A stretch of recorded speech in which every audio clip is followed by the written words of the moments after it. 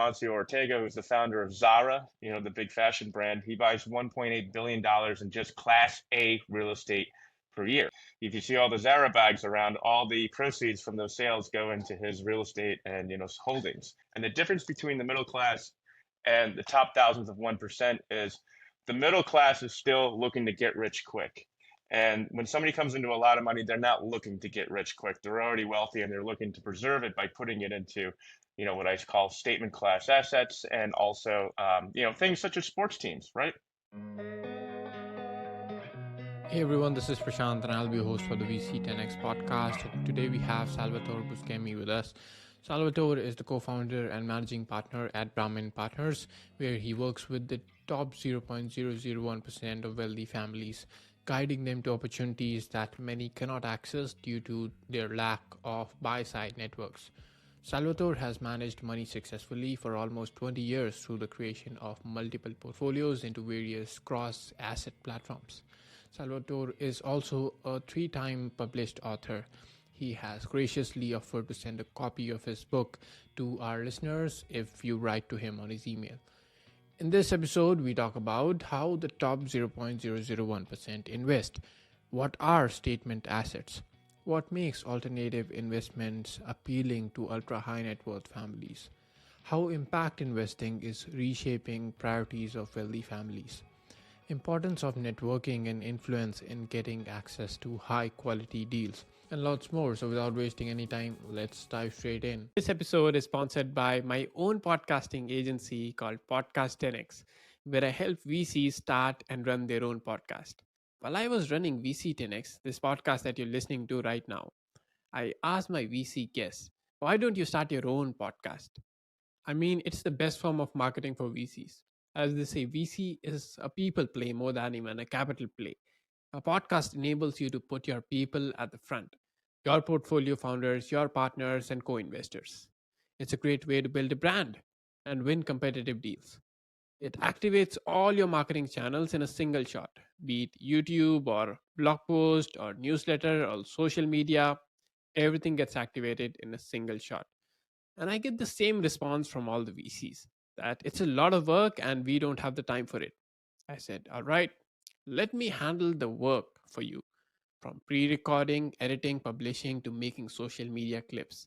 All you have to do is show up on a call, hit record, do the recording using the well researched outline we provide you with, and you're done.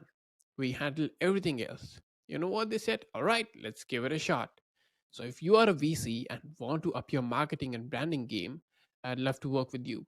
And if you're thinking there are too many VC podcasts already, remember there are way more VC firms out there. And if you're not standing out, you're losing out. So if you want to work with me on starting your podcast, go to podcast10x.com and book a call today. I'll add the link in the description and show notes below. Look forward to working with you. Hey, Salvatore, so good to have you on the VC 10X podcast. How are you doing? Prashant, thank you for having me. It's a pleasure and a privilege. I've been waiting for this for a long time. Thank you. It's great having you on. To start things off, let's talk about how do families in the 0.001% effectively preserve their wealth across generations, and what role does a formalized legacy plan play in that process? Well, I think for this, it's two separate questions. Number one, a formalized legacy plan is very important, and I actually wrote a book on that called Investing Legacy: How the 0.001% invest. But that legacy plan, is contingent upon the successes of your network. And I talk to people all the time, and they just sold their business for $20 million or $200 million, and they want to get into investments, but they don't know what to do. And it requires having a network. And the best way to do this is to really network with people who are richer and more successful than you are. If you made that much money, the highest barrier to entry is joining clubs. Maybe in your area, it's a country club, maybe it's an athletic club in New York City or something. But that's where you're going to find other like-minded people who are very serious. Anyone who's paying for a membership usually takes that very seriously. When you have a high barrier to entry, it allows you to see assets that are not being snuck into your DMs on LinkedIn, for example. It's not cryptocurrency. It's not owning a bunch of, ETFs or following Warren Buffett, right? I mean, it comes into really getting into what we call private direct investments into private equity, venture, and statement class real estate. If you look at any of the family offices that that I model this after, specifically Amancio Ortega, who's the founder of Zara, the big fashion brand. He buys $1.8 billion in just Class A real estate per year. That's all if you see all the Zara bags around, all the proceeds from those sales go into his real estate and, holdings. So you're really going to be investing at a higher level because if you're at that point, and the difference between the middle class and the top thousands of 1% is the middle class is still looking to get rich quick. And when somebody comes into a lot of money, they're not looking to get rich quick. They're already wealthy and they're looking to preserve it by putting it into, what I call statement class assets and also, things such as sports teams, right? Absolutely. As a matter of fact, the next call I'll be on is with the sports team owner, and there'll be another another kind of discussion there. But tell me about what do you call statement assets? Yeah.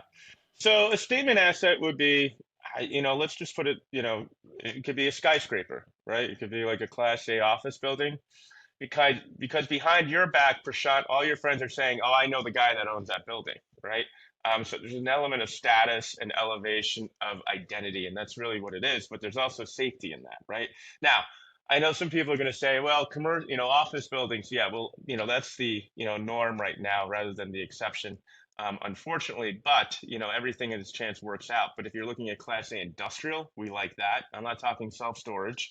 We are dealing with people who are mom and pops trying to put stuff away. It's a great business, but again, you don't know if you're going to collect. And also other things like necessity retail, which is pretty hot right now, and anything else that you can think of. Maybe like, although I'm not really into the asset class right now, but maybe like a boutique hotel, like Faena or the O in Palm Beach, for example. Those would be where you see a lot of people like Larry Ellison investing their money and some overseas families from Spain as well. Those are what a definition is of a sport of a statement asset, but also it's a sports ownership too, because there's a higher barrier to entry to get into that besides money. If anyone does a background check and they find that you've done anything nefarious, you're not going to be invited into the club. Absolutely. Yeah, that's quite interesting. The concept of statement asset and how a status is attached to those assets. Let's talk about this. So most families actually lose their wealth by the third generation, right? Yeah. Mhm. Why do you think is that, and what strategies can be implemented to prevent that?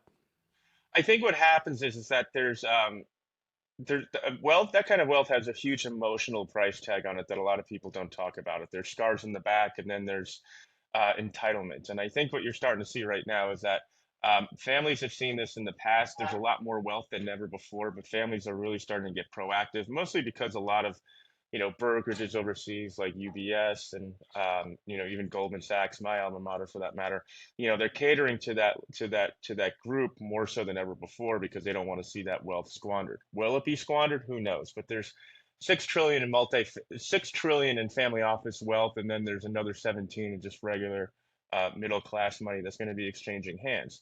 Will that go? Probably a lot of selfies on Instagram in foreign countries, but I think, depending on how you train your kids, if they're industrious or not, it depends on how long that's going to last. Absolutely. And what makes alternative investments particularly appealing for the ultra high net worth families? Alternative investments are seen as being, for the most part, non-liquid. And if you can, and I think liquidity to the middle class is like oxygen. And if you need it, you should not be in illiquid assets.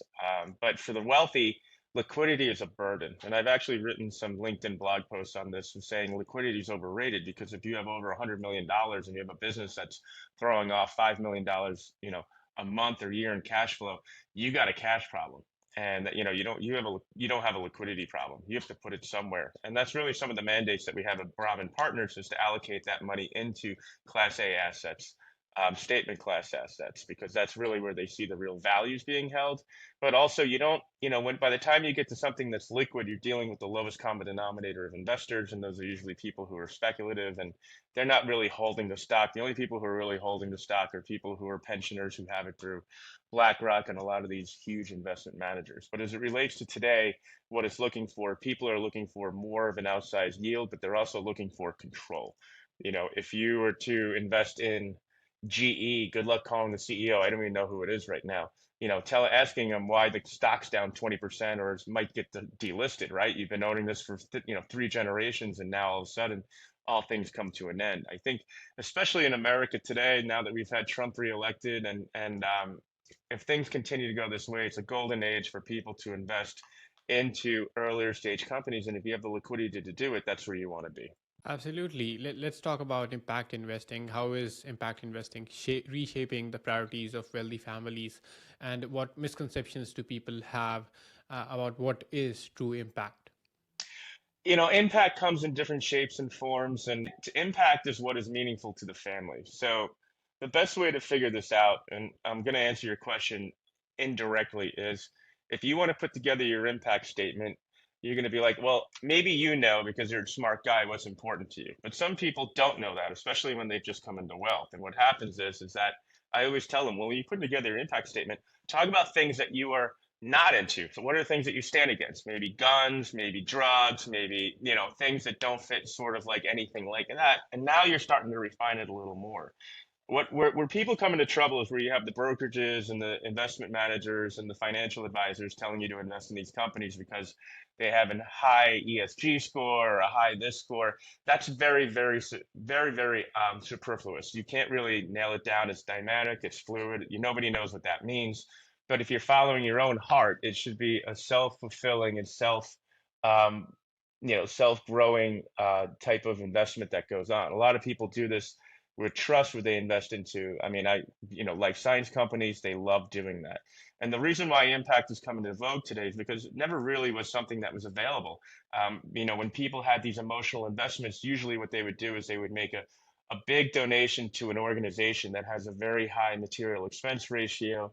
It pulls on the heartstrings because somebody you know and love died of a certain cancer, but you don't know where that money's going. And when you're investing through us or other companies, that make private direct investments into companies that are private, then you know where your money's going and you can actually talk about that. For example, we have one of the youngest teams ever that has ever received FDA approval called Avive Solutions.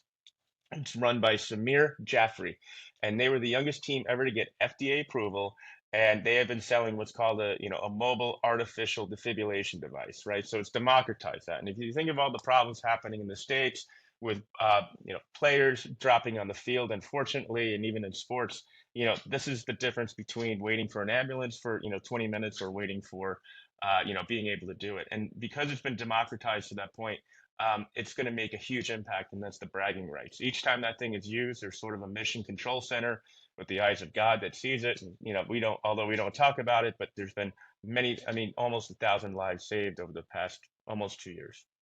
Absolutely, yeah, that's quite insightful. And talking about network and influence, what are the key attributes of a successful high net worth network, and how can families build and maintain such networks? I think the best thing to do really when you're starting out is that you need to be focused on going outside of your silo. If you're a doctor, if you're a scientist, you need to leave and go where the finance people are. You need to go where the family offices are, the real family offices. And that means maybe getting on an airplane if you're not in an urban center like Miami, New York, or Southern California, Northern California for that matter, to really pay for an event so you can actually see what's going on and how these people talk. I would, before you go out there and you want to talk to people, and if you just got an exit, make sure you have your legacy, your impact statement put together so that we can define the legacy, and I can help you with that, easily for free. But I think really what comes down to is you need to network and you need to write a ticket. And I think a lot of people don't like to do this. They think that if they go to a free networking advice event that they're going to get free advice. And the most expensive advice I've ever seen anyone get in their life is free advice. Absolutely, that's quite interesting. And how do you think should families approach legacy building and succession planning? They need to start talking to their kids earlier on. I don't think they should mention a number, but I think there should be values that are instilled in that. And this is something that I've seen where the kids are growing up and they have an understanding that there is significant wealth. They don't know how much. If you let that number fly out of your mouth, you could never get it back.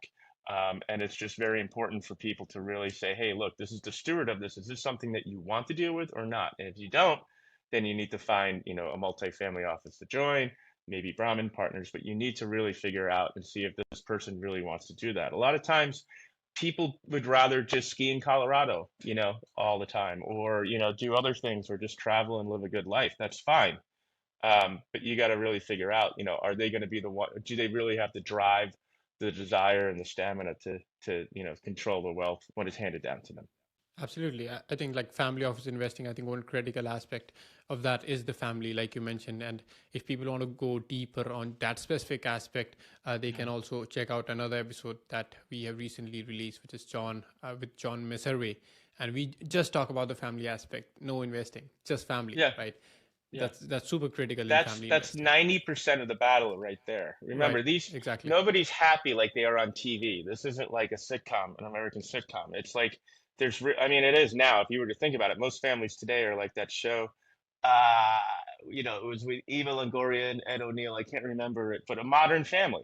That's what it looks like today. And there's always going to be tension. There's always going to be someone new coming on. There's always going to be, you know, there's always going to be a competitiveness, if you will, for who gets the stakes once the patriarch dies. Absolutely. Yeah. Adding wealth to family, it's like adding fuel to fire. It's quite interesting. And people should go check that episode out. We cover different aspects of it, even the spouse aspect. That is also another critical aspect of Oh wealth, yeah, yeah. right? Hmm. And Hmm. children, of course. So many aspects to it. Awesome. Now let's talk about reputation and trust. How does reputation influence investment decisions and partnerships among the world's wealthiest families? I think there's been a lot more wealth that's been created, Prashant, over the past 20 years than ever before, and especially since, in my guess, the pandemic. Like it just seems like everybody got rich very, very quickly for reasons we don't know. And I think it's not so much with it used to be like, can I trust this guy with my money? Now it's that, can I trust you, the new investor that nobody's ever heard of? You just got a paycheck or you just got a big, huge lump sum distribution. Can I trust you to do what you're going to do? Because I have, as a CEO of a burgeoning startup, for example, I have, we need this capital. Can I trust you to do what you're going to say you're going to do? And I think right now you're going to start to see that the tables change where I actually spend a lot of time qualifying investors first before I even tell them about anything. I want to know everything about them. Where's the money coming from? What's your average check size going into these? Who are some other companies that you've invested into? I would probably be able to find them through 2 degrees of separation, to be honest with you, through the network and reputation that I have.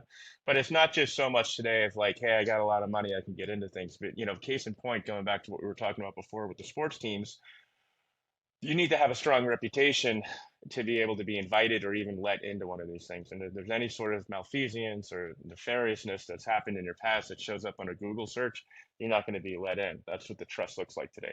Because money is a commodity today. Everybody's got it. Yeah, totally. Uh, let's talk about family governance. What role does family governance play in maintaining cohesion and financial stability within ultra high net worth families? It is something that is a lot of the older operating families, like if you look at like a Rockefeller, for example, and I talk about that in my book because my partner used to manage 6 billion for the Rockefeller family. Um, you're going to see that that's already been put in place a long time ago. With older families, governance is something that is the cement that keeps everything together and it manages the expectations. For newer families, and the reason why they lose it after the third generation is because usually it's been squandered because there's no governance that's been put together. And governance means different things to different people. But there are people out there who are professionals who help you with that. It's more or less the decision making and what happens when things happen down the line. I can tell you whenever I'm talking to a family office, if I don't know who they are, if I'm just qualifying them, I'm like, what's your governance like? How do you make this investment decisions? Who else do you need to talk to? Who else do I need to talk to? What are the next steps on this? So governance is becoming more popular today, only because people are getting older and they're starting to realize, look, um, we got to do something about this because I sacrificed 50 years of my life building this, and now, I don't want this to be squandered with someone else who might come into the family for other reasons that are less than honorable. Does that make sense? Surely it does. Yeah, quite Hmm. interesting. And let's talk about the educational and like cultural preparation. How can families like prepare the next generation to handle wealth responsibly, both financially and culturally?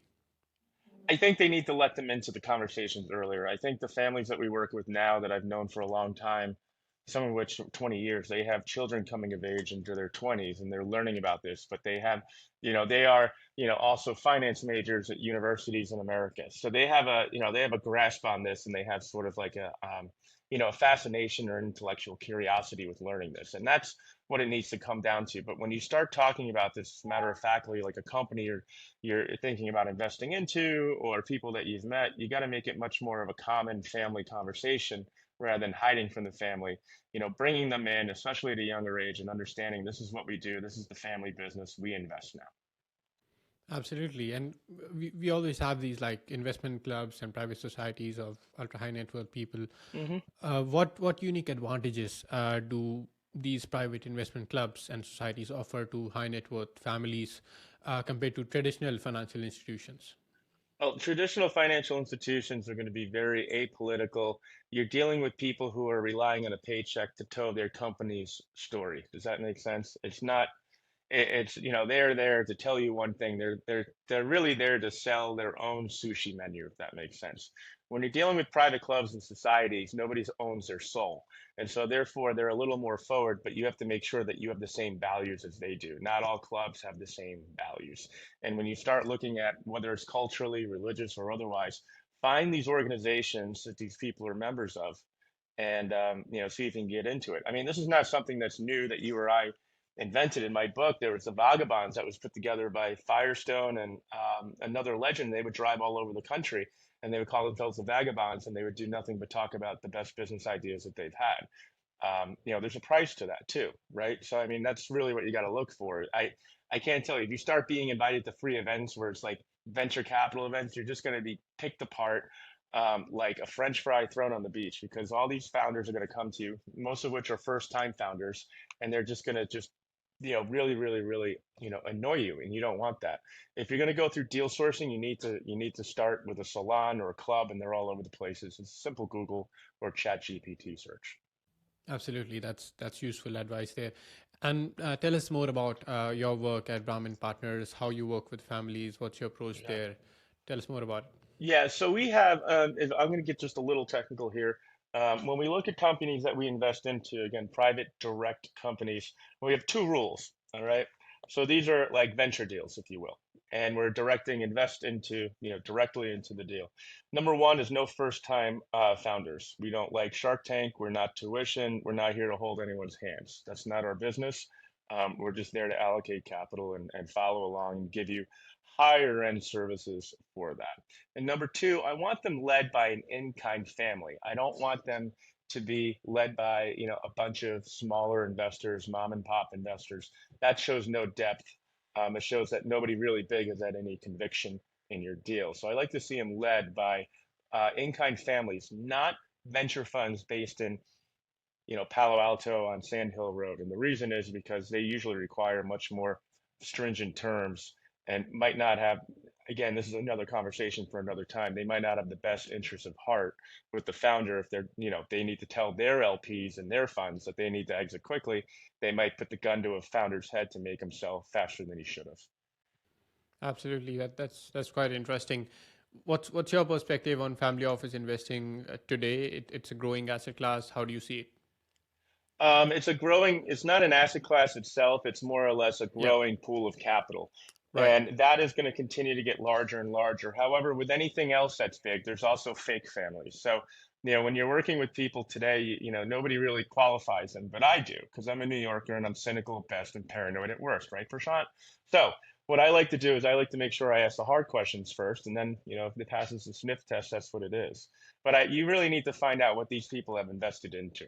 Okay. And if they sound like they're investing into like ETFs and discount brokers, they're not a family office. All right. It's not happening that way. I can tell you some of the biggest families in the world will pay Goldman Sachs a fortune, like Carlos Slim, to get an allocation into something.